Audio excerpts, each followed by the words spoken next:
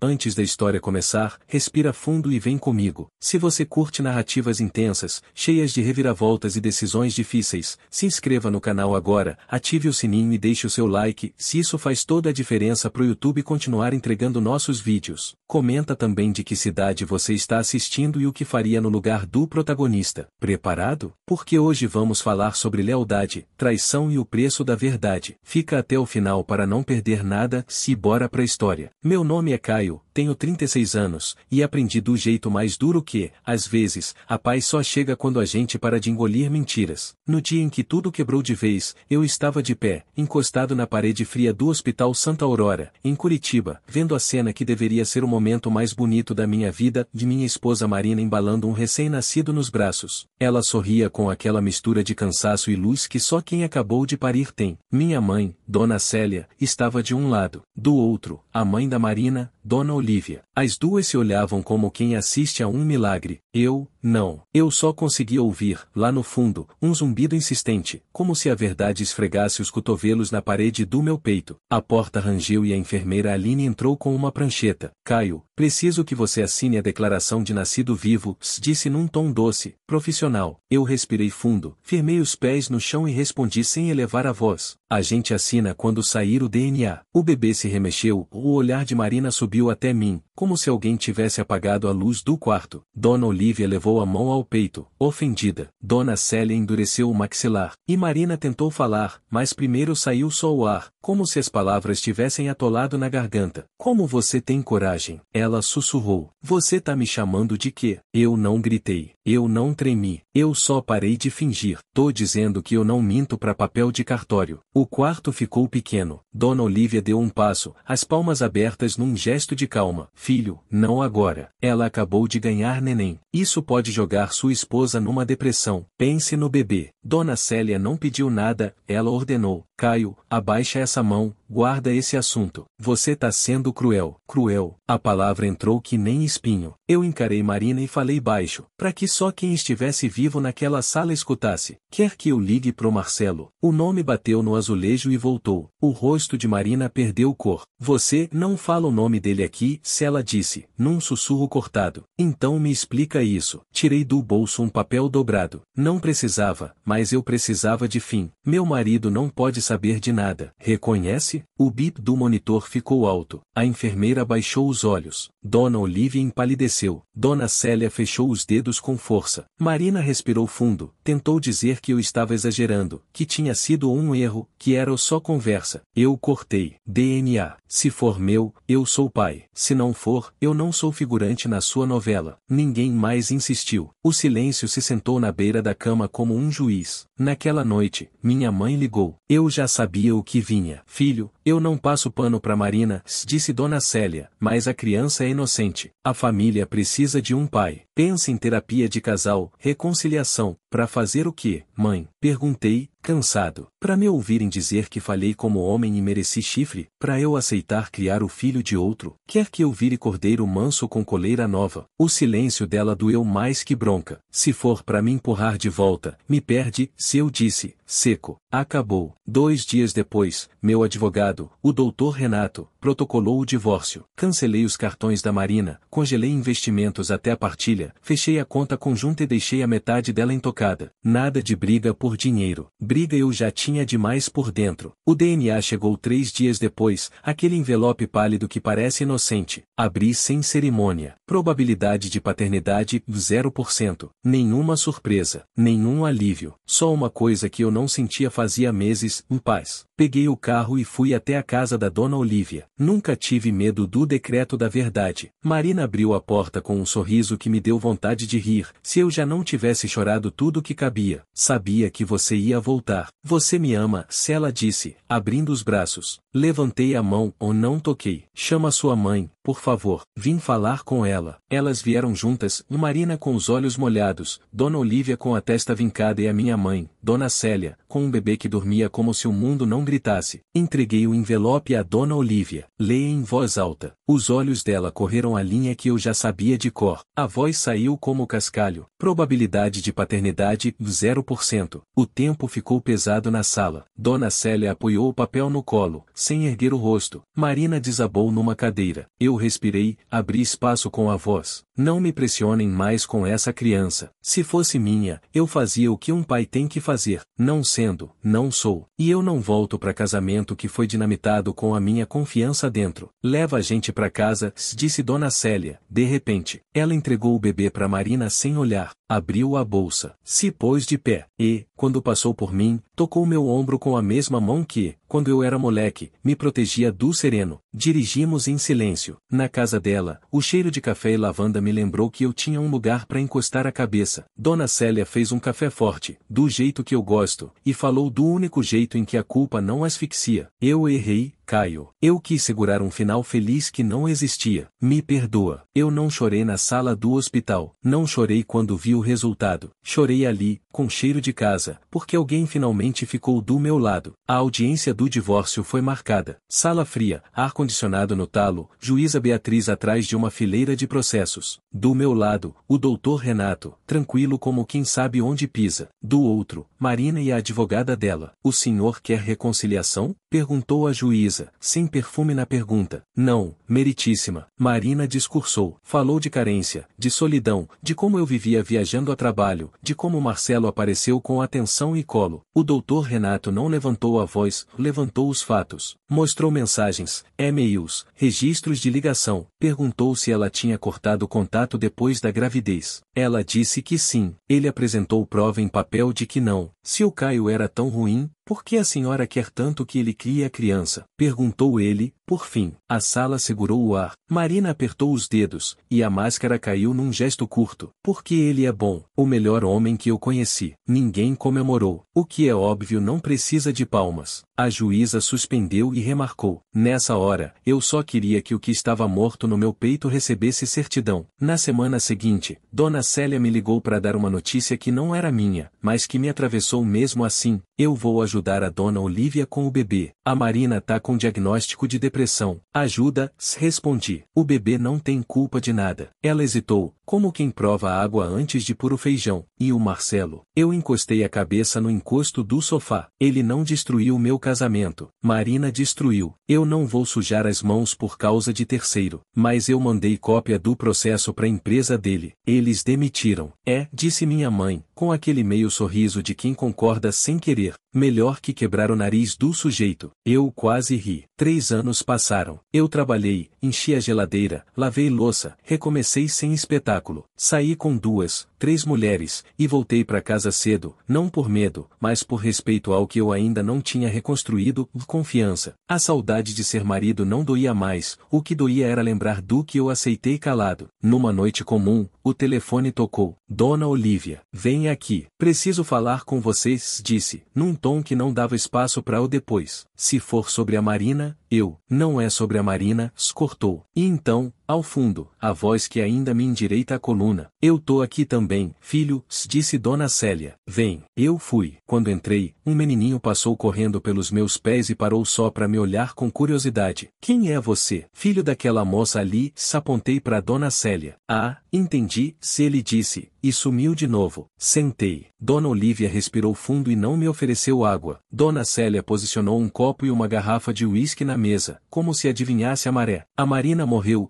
disse Dona Olívia, olhando para mim como quem segura uma porta aberta. A palavra ficou quicando no ar. Antes que eu perguntasse como, ela completou, sem tremer a voz. Fui eu. O uísque queimou menos do que a frase. Dona Célia encheu meu copo de novo, sem comentário. Dona Olívia continuou, seca e direta, contando que a filha vinha envenenando a cabeça do menino com mentiras, que me pintava de algo que eu não era, que o ódio dela por mim tinha virado projeto, e que, quando a coisa atravessou a linha, ela atravessou de volta. Eu não perguntei o porquê, nem o como, eu só ouvi. O Marcelo também morreu, disse Dona Célia, com a voz baixa, como quem lê resultado de exame. Acidente na estrada. O carro saiu da pista e caiu da ponte. Eu olhei para as 2 mulheres que me criaram nos últimos meses a pulso, e foi ali que eu entendi de verdade o que minha mãe quis dizer, anos atrás, quando me abraçou saindo do hospital. Eu tô do seu lado. A gente é velha, Caio, Dona Célia falou, por fim. E a gente tá doente. Eu e Dona Olívia. Câncer no sangue, estágio avançado. Aquele menino precisa de casa e nome. A gente quer que você adote. A pasta de documentos pesava mais que papel na minha mão. O silêncio naquela sala pesava como se as paredes tivessem ouvidos. Eu olhava para a pasta sobre meus joelhos, e cada segundo parecia um martelo batendo na minha têmpora. A voz da minha mãe quebrou o ar. Se você não quiser, a gente entende. Mas eu sei que você é a única chance desse menino ter um futuro de verdade. Olhei para ela. As olheiras denunciavam noites sem dormir. A pele já não tinha a firmeza de antes. Ainda assim, havia algo nos olhos dela que me desmontava, a mesma firmeza de quando eu era moleque e me metia em confusão na escola. Dona Olívia, sentada ao lado, mantinha a compostura de quem já tinha decidido não se arrepender. Ela não se justificava, apenas esperava. Levantei, empurrei a cadeira para trás e saí da sala sem dizer nada. No carro, fiquei uns minutos com a chave na mão, sem coragem de girar. O mundo tinha ficado menor de repente, como se a vida me entregasse uma escolha que eu não queria segurar. Quando finalmente liguei o motor, a decisão ainda não estava tomada. Na manhã seguinte, acordei antes do sol. Não foi o uísque, foi a consciência. Eu sabia que se não fosse eu, aquele menino acabaria em qualquer lugar, talvez até em mãos piores. Peguei o carro, voltei até a casa de Dona Olívia e bati na porta. Ela abriu como se já soubesse que eu viria. Não havia surpresa no rosto, apenas um aceno discreto de quem disse entre. O menino estava no chão da sala, brincando com 2 carrinhos riscados de tanto uso. Quando me viu, parou, ergueu os olhos e abriu um sorriso tímido. Você é o filho da vovó Célia, né? Perguntou, ajeitando os brinquedos. Ajoelhei até ficar na altura dele. Sou sim. E sabe de uma coisa? Ele balançou a cabeça, curioso. Agora você vai ser o meu filho. Ele piscou como se estivesse tentando entender, depois deu um sorriso leve e voltou a brincar. Criança não complica o que o adulto envenena. Criança aceita. Naquele instante, a decisão se fechou dentro de mim. Uma semana depois, assinei os papéis de adoção. O nome dele era Tiago, tinha 5 anos, e pela primeira vez em meses eu senti que algo dentro de mim estava reconstruindo. Minha mãe vibrou. Mesmo doente, fez questão de organizar o quarto dele na minha casa. Comprou roupa de cama nova, levou um ursinho usado que guardava desde os meus tempos de criança. Era como se ela tivesse esperado a vida toda para repetir aquele papel de mãe, agora como avó. Dona Olívia, apesar da saúde frágil, parecia aliviada. Ela não disse em voz alta, mas eu sabia, de entregar Tiago para mim era a forma dela tentar limpar, nem que fosse um pouco, o estrago que a filha tinha deixado para trás. Foi minha mãe quem, pouco tempo depois, decidiu me empurrar para a vida de novo. Você precisa seguir em frente, Caio,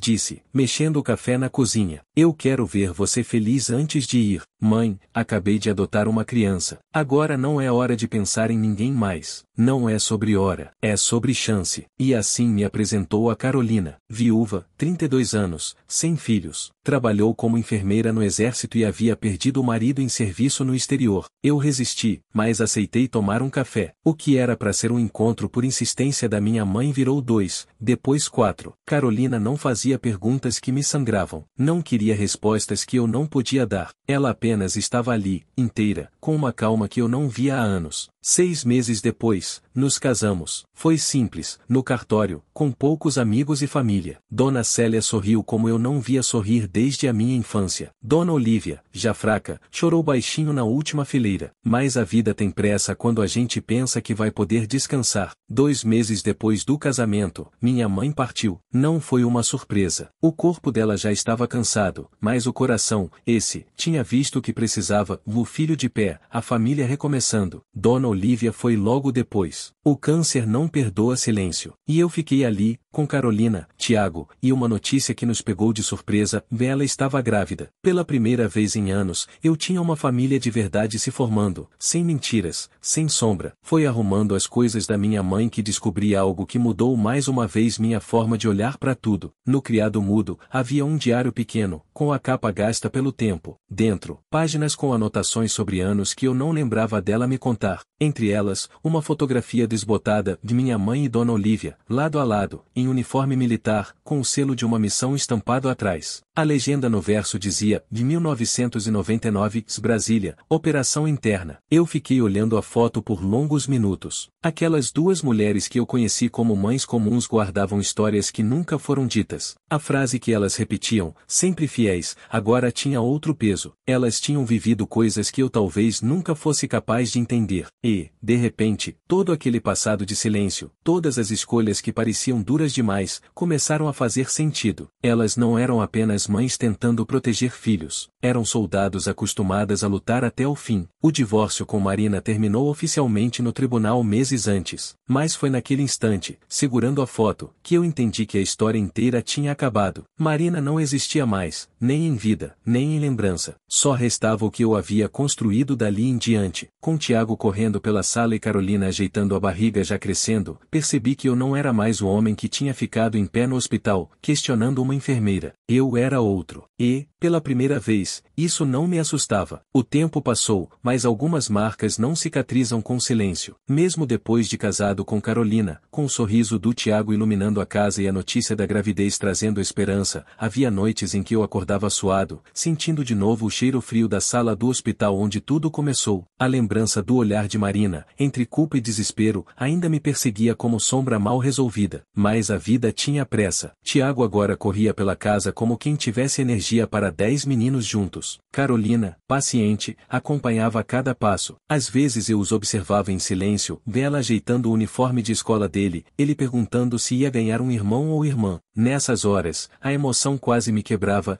não de tristeza, mas de gratidão. Depois de tanto peso, eu tinha uma família que não era feita de mentiras. Ainda assim, nem tudo era calmaria. Na primeira audiência de revisão do divórcio, a advogada de Marina tentou argumentar que eu deveria pagar pensão ao filho dela com Marcelo. A sala do fórum ficou elétrica, os olhares se cruzando como lâminas. Meritíssima, essa criança não é dele, se rebateu o doutor Renato, meu advogado, voz firme como pedra. O teste de DNA foi conclusivo. Meu cliente não pode ser responsabilizado por algo que não lhe pertence. A juíza, séria, voltou os olhos para mim. Caio, você confirma que não tem interesse algum em manter vínculo com a criança? Respirei fundo. Olhei em volta. Senti o coração bater rápido, mas não vacilei. Meritíssima, não se trata de interesse. Trata-se de verdade. Eu jamais negaria um filho meu, mas não vou ser obrigado a viver uma mentira. A advogada de Marina tentou intervir, dizendo que a criança precisava de estabilidade, que eu tinha sido o marido, que deveria assumir. Eu a encarei com frieza. A estabilidade de uma criança não se constrói com imposição. Se querem estabilidade, procurem o verdadeiro pai. A juíza bateu o martelo, encerrando a questão. Marina chorava em silêncio. Pela primeira vez, não senti raiva. Senti pena,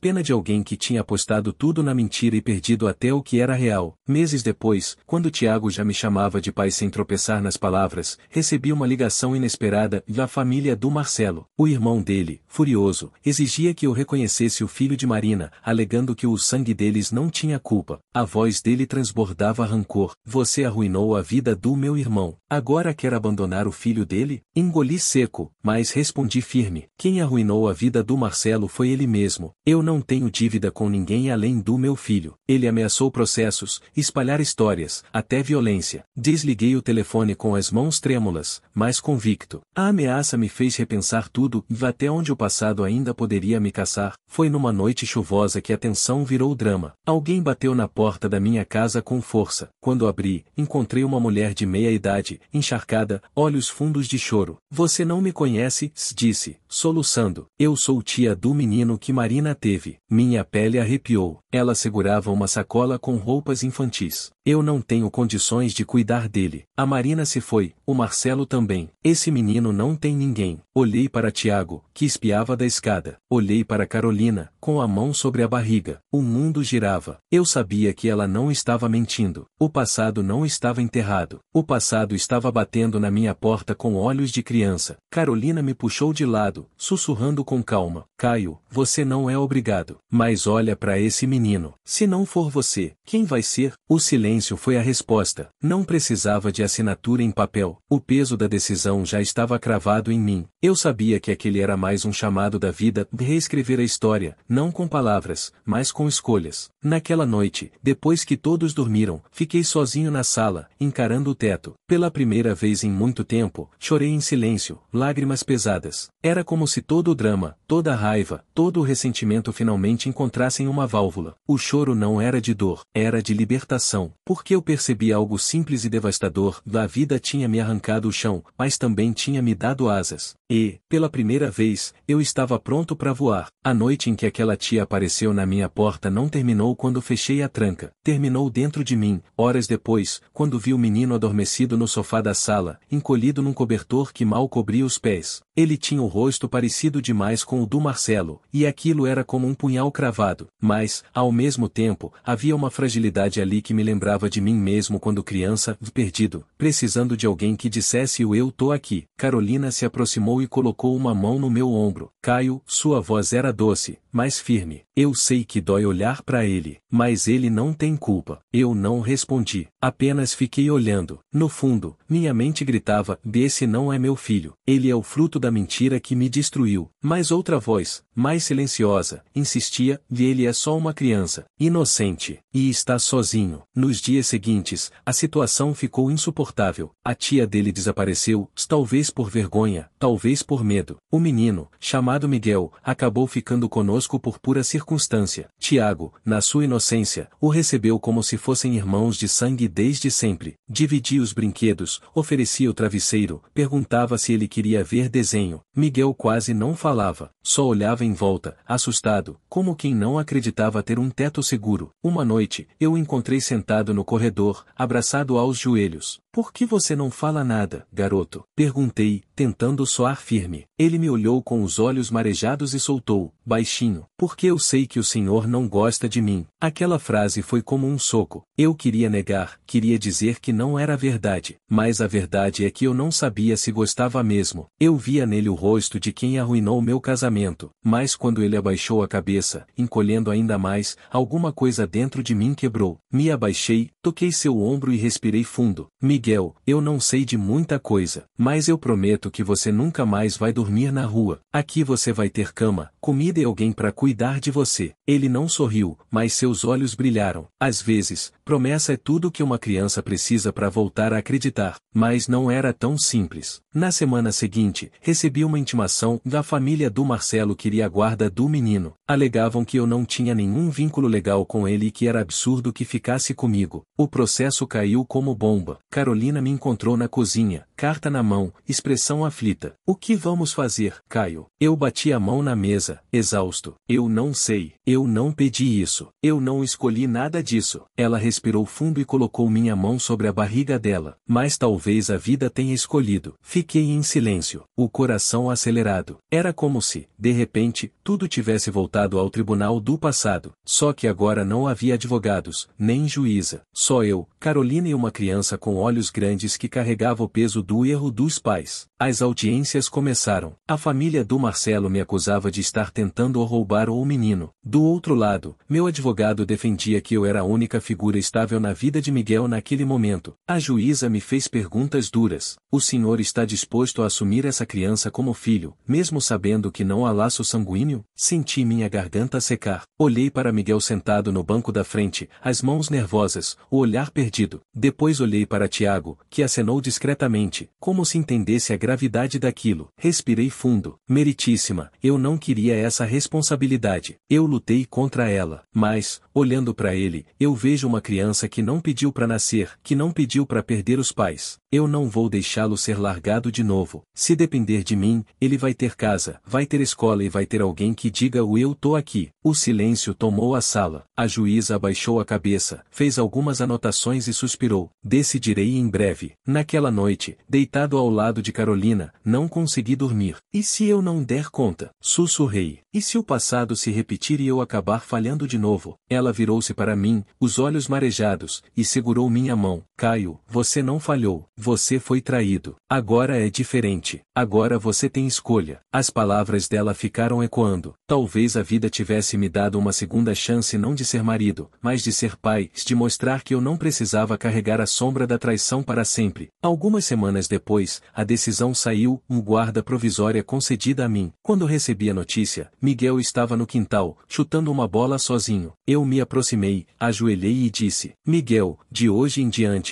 você fica comigo. Ele arregalou os olhos, como se não acreditasse. Depois correu e se agarrou nas minhas pernas com força, chorando. O peso que senti naquele abraço não era só dele, era meu também. Um peso que, paradoxalmente, trouxe leveza. Eu ainda tinha medo, ainda tinha dúvidas. Mas, naquele instante, entendi, às vezes, ser pai não é questão de sangue, é questão de coragem. Os primeiros dias com a guarda provisória de Miguel foram um teste de paciência e resistência. Ele ainda se retraía diante de qualquer gesto mais brusco, como se esperasse bronca ou abandono. Dormia abraçado a um travesseiro como se fosse colete salva-vidas, e demorou a acreditar que podia abrir a geladeira sem pedir permissão. Tiago, na sua inocência, era o contrário, o puxava pela mão, dividia brinquedos, inventava apelidos engraçados. Às vezes eu via Miguel sorrir tímido, mas logo depois ele fechava a cara, como se tivesse medo de ser feliz. Isso me cortava por dentro. Carolina foi fundamental. Com a calma de enfermeira que já tinha visto gente entre a vida e a morte, ela tratava Miguel como se fosse dela desde sempre. Preparava o prato com carinho, ajeitava o lençol antes de dormir, perguntava sobre o dia na escola. E ele, pouco a pouco, começou a responder. Mas fora de casa, o mundo não era tão generoso. Na escola, algumas crianças cochichavam que Miguel não era o filho de verdade. Um dia ele voltou chorando, a mochila arrastando pelo chão. Eles disseram que eu sou filho de ninguém, soluçou, escondendo o rosto. Meu sangue ferveu. Me ajoelhei diante dele e levantei seu queixo com cuidado. Olha pra mim, Miguel. Você nunca mais repete isso. Você tem pai? Sim, sou eu. Pode não ser no sangue, mas é na vida. E na vida é o que importa. Ele me encarou com os olhos marejados, buscando confirmação. Reforcei. Enquanto eu respirar, você nunca vai ser o filho de ninguém. Ele caiu no meu abraço e chorou até dormir. E eu, pela primeira vez, senti que algo dentro de mim estava mudando, e não era apenas obrigação, era vínculo. As tensões, porém, não pararam. A família do Marcelo não aceitava a decisão da justiça. Recebi mensagens anônimas, recados atravessados. Um dia, o irmão dele me encontrou na rua e cuspiu as palavras como veneno. Você quer roubar o que é nosso. Esse menino tem sangue da nossa família. Eu respirei fundo, tentando não perder o controle. O que ele tem é direito a uma vida digna. E isso vocês nunca deram. Ele ameaçou processar de novo, mas eu sabia que não tinha chances. Ainda assim, a raiva me perseguiu por dias. Carolina segurou minha mão e disse: Caio, não luta contra o passado, luta pelo presente. É aqui que vocês precisam de você. Aquelas palavras me acalmaram. Não adiantava gastar energia com quem só queria conflito. Minha missão estava clara: criar Miguel e Tiago com o mesmo amor. O tempo passou, e algo inesperado aconteceu. Miguel começou a chamar Tiago de o irmão sem pensar duas vezes. E, numa noite qualquer, quando o coloquei na cama, ele me olhou sério e disse: Pai, obrigado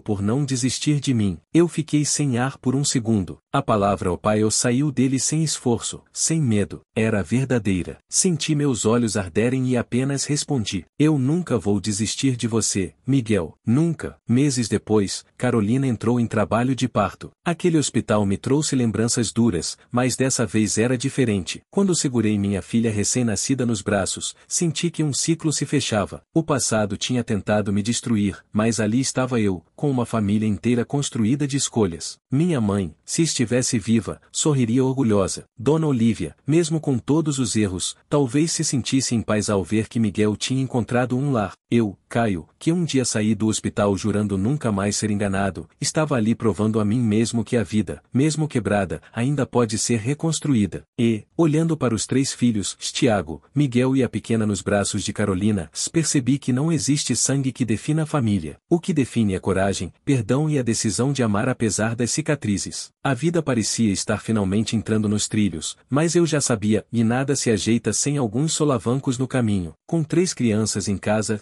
Tiago, Miguel e a pequena Laura, recém-nascida, cada dia era uma maratona. As contas pesavam, o trabalho exigia cada vez mais, e ainda havia os comentários atravessados de vizinhos e conhecidos. Esse aí cria filho dos outros, ouvi uma vez, quando passava com Miguel pela rua. O sangue ferveu, mas Miguel segurou minha mão com força e sussurrou: "Não liga, pai. Eu sei quem eu sou." Naquele instante, percebi que o menino já tinha aprendido a lição mais importante, e não é o mundo que define quem somos, mas a família que escolhe nos amar. Mesmo com dificuldades financeiras, eu e Carolina decidimos que nada faltaria para as crianças. Trabalhei dobrado, aceitei projetos extras, noites sem dormir. Ela, incansável, equilibrava a casa e o carinho, sempre com paciência e firmeza. Quando eu pensava que ia desmoronar, era o olhar dela que me lembrava por que eu lutava. E as crianças, elas cresceram como irmãos de verdade. Tiago e Miguel disputavam videogame, brigavam por bobagem e logo estavam de mãos dadas de novo. Laura, ainda pequena, era paparicada pelos dois, que faziam fila para segurar a mamadeira e até inventavam músicas de ninar. Às vezes eu ficava encostado na porta, observando aquela cena simples e 3 crianças rindo juntas. E sentia uma paz que nunca imaginei reencontrar. Claro que os fantasmas do passado ainda tentavam rondar. Um dia, recebi outra intimação, da família de Marcelo queria reabrir a disputa pela guarda de Miguel. O coração quase saiu pela boca, mas, dessa vez, eu não estava sozinho. Carolina segurou minha mão no tribunal, Tiago e Miguel estavam sentados lado a lado, e a pequena Laura ficou no colo de uma vizinha que foi nos apoiar. Diante da juíza, falei com a voz firme: "Meritíssima, não estou pedindo reconhecimento, já tenho. O que quero é só continuar fazendo o que venho fazendo, ser pai. Miguel não é meu filho de sangue, mas é meu filho de vida." Miguel levantou-se de repente, assustando a todos, e disse com voz embargada: "Eu não quero outra família. Eu quero ficar com meu pai, com minha mãe e com meus irmãos." A sala ficou em silêncio. A juíza respirou fundo, analisou os papéis, olhou para mim e então decretou: "Guarda definitiva concedida." Naquele momento, meu coração quase explodiu. Abracei Miguel com força, e Tiago se juntou. Era como se, finalmente, o último elo com o passado tivesse sido rompido. Os anos passaram. As crianças cresceram, cada uma com seu jeito, mas sempre lado a lado. Tiago, curioso e protetor. Miguel, sensível e resiliente. Laura, a caçula cheia de energia. Eu e Carolina assistíamos a tudo com o coração cheio. Um domingo à tarde, estávamos todos no quintal, fazendo um churrasco simples. Tiago e Miguel corriam atrás da bola, Laura gargalhava com a boca lambuzada de suco. Carolina encostou a cabeça no meu ombro e disse baixinho: "Você percebeu? Eles não se veem como o meio ou nada. Eles se veem como irmãos." Olhei para ela, para a cena diante de nós, e sorri pela primeira vez sem sombra de dor.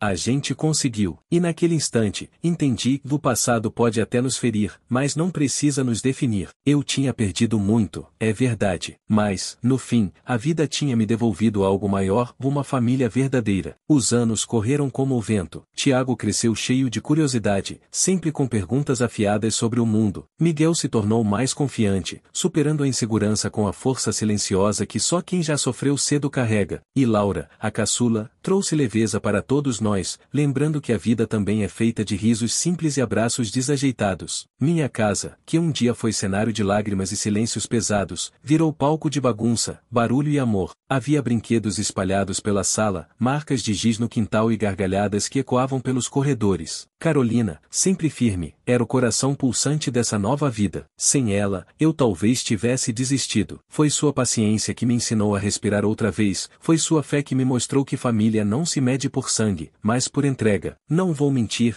ainda havia dias difíceis. Crises financeiras, noites mal dormidas, discussões bobas, mas eram problemas normais, daqueles que toda família enfrenta. E, comparado ao que já tínhamos superado, não havia obstáculo que pudesse nos derrubar. Um dos momentos que mais me marcou foi no aniversário de 10 anos do Miguel. Ele fez questão de convidar toda a turma da escola, e no meio da bagunça, levantou-se na frente de todos e disse: "Eu queria agradecer ao meu pai, à minha mãe e aos meus irmãos, porque se não fosse eles, eu não estaria aqui sorrindo hoje." Aplausos ecoaram, mas o que me atingiu foi o olhar dele. Pela primeira vez, vi que não havia mais sombra. Miguel finalmente se via como parte de algo sólido, verdadeiro. Numa tarde qualquer, sentei-me no quintal, assistindo Tiago e Miguel jogarem bola enquanto Laura aplaudia cada chute, mesmo quando a bola ia parar no telhado. O sol se punha lento, tingindo o céu de laranja. Carolina saiu com uma jarra de suco e se sentou ao meu lado. E pensar que você achava que não ia dar conta, ela disse com um sorriso. Suspirei fundo, olhando para tudo aquilo. Eu achei mesmo, mas olha para nós agora. Eu não podia pedir mais nada. Ela encostou a cabeça no meu ombro, e ficamos ali, em silêncio, apenas contemplando. Pela primeira vez, não havia dor, não havia raiva, não havia peso, só havia paz. Hoje, olhando para trás, eu entendo, o passado me quebrou, mas também me deu a chance de ser reconstruído de um jeito mais forte. A traição, a perda, as lágrimas, tudo isso foi real, mas foi também o caminho que me levou até aqui. E se eu pudesse escolher, não mudaria nada, porque cada cicatriz me trouxe até esse momento, sentado ao lado da mulher que amo, vendo meus filhos, de sangue ou não, crescerem como irmãos, debaixo do mesmo teto, com o mesmo sobrenome no coração. No fim, descobri que felicidade não é ter uma vida perfeita. Felicidade é aprender a amar mesmo com as marcas. E eu aprendi. Eu sou o Caio, sou o marido, sou o pai, e, finalmente, sou feliz. Se você acompanhou essa história até aqui, me conta nos comentários o que mais te emocionou. Não esquece de se inscrever no canal, deixar o seu like e ativar o sininho. Isso ajuda demais para que mais pessoas conheçam nossas histórias. E prepare-se, porque vem muita coisa forte e emocionante por aí. Até a próxima!